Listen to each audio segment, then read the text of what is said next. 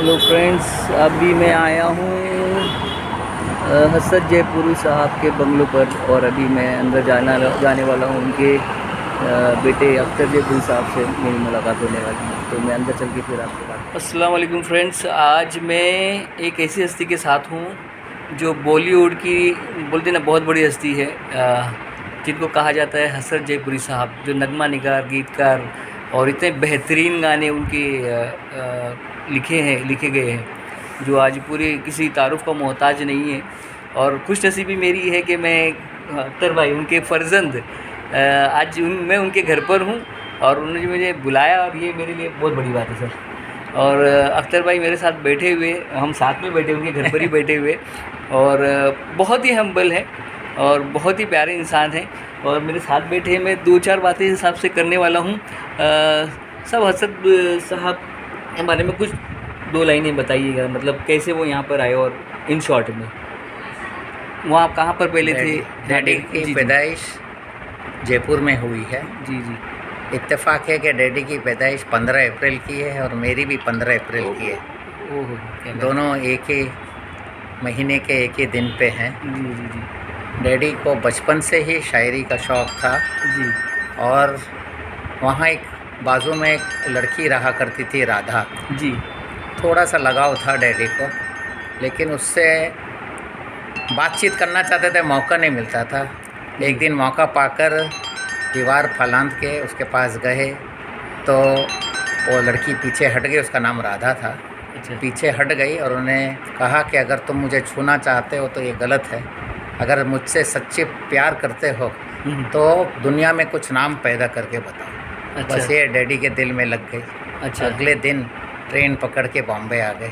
Okay. वो बताना चाहते थे राधा को कि कितनी मोहब्बत थी उससे। जी जी जी बॉम्बे में कुछ सालों 8 सालों तक DST में काम किया, लेकिन उनकी आदत थी कि कोई खूबसूरत लड़की चढ़ती थी तो उसका टिकट नहीं लिया करते। जी।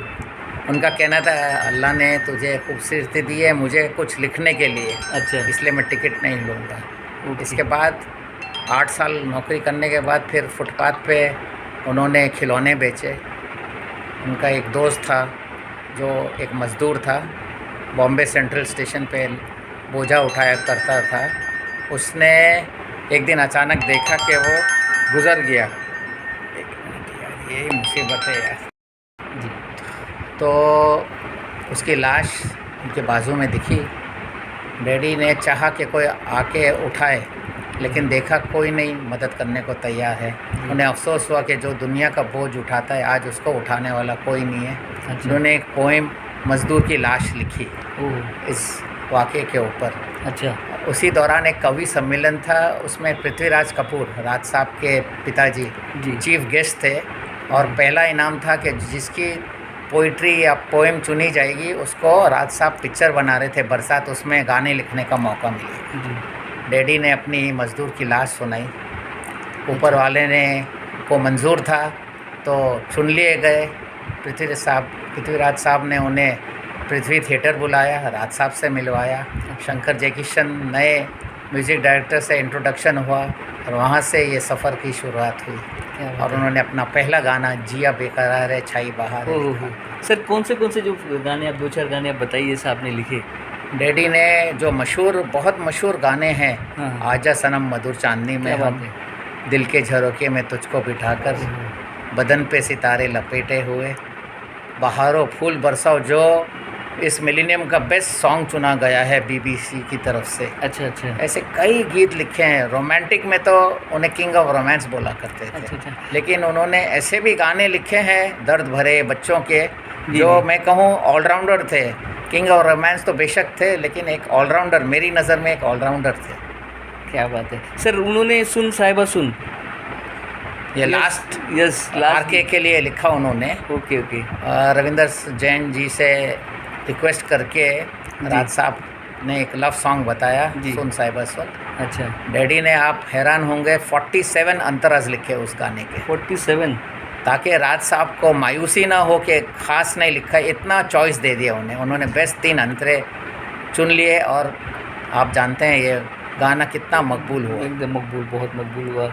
दोस्तों राम तेरी गंगा मैली का जो गाना बहुत मतलब पॉपुलर हुआ, सुन साहिबा सुन प्यार की धुन, है ना, ये वो गाना है और वो ज़बरदस्त हिट हुआ। तो सब ये सारे असद जयपुरी साहब ने लिखे और हम किससे सुन रहे तो उनके फरजंद साहब अख्तर साहब के ज़बानी सुन रहे। सर मैं मोहम्मद रफ़ी साहब के बारे में कुछ पूछना चाहूँगा आपके बारे में कि आप रफ़ी साहब के बारे में क्या, आप मिले होंगे उनसे शायद या फिर बचपन छोटे देखा, होंगे आप? उनको देखा है मैंने। देखा है, अच्छा अच्छा। जब रिकॉर्डिंग्स डैडी की होती थी तो हम स्कूल में जाया करते थे, जी, तो जी, ख़ास इतनी मुलाकात नहीं हुई, लेकिन मेरे फेवरेट आइडल हैं। क्या बात है, यस उनके उन जैसा कोई आ नहीं सकता, नामुमकिन है, यस यस, नामुमकिन है। लोग कहते हैं कि ये छोटा रफ़ी है, ये बड़ा रफ़ी है, यस यस, ये हू बहू रफ़ी है, लेकिन मेरे हिसाब से 1 से 100 तक ओनली मोहम्मद रफ़ी। मोहम्मद रफ़ी तो बहुत बड़ी बात है। यस बिल्कुल, रफ़ी साहब है और मेरे हिसाब से सही कहा साहब आपने कि रफ़ी साहब वापस नहीं आ सकते और कोई उनके जैसा गा नहीं सकता।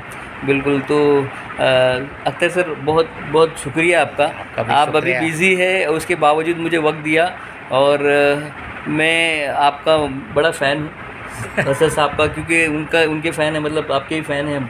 और आप इतने हम्बल हैं, मुझे आज इनवाइट किया, मुझे एक ही मुलाकात में आपने मुझे बोला कि यस ज़रूर आप आइए करके, और आपका सलाम आना सुबह सुबह सबसे पहले ये मेरे लिए बहुत बड़ी बात थी कि एक इतनी बड़ी हस्ती उनके हमको सलाम आता है, तो ये बहुत अच्छी बात है। ये मेरी खुशनसीबी है कि आप जैसे लोगों से, और ये मेरी मोहब्बत है और आप लोगों के साथ, और ये मेरा शौक़ है कि जिन्होंने पूरी दुनिया को मतलब बोलते हैं ना एक सेवा की है आज संगीत से, तो उनसे मिलना मेरा एक शौक़ है और उनसे मेरी मोहब्बत है।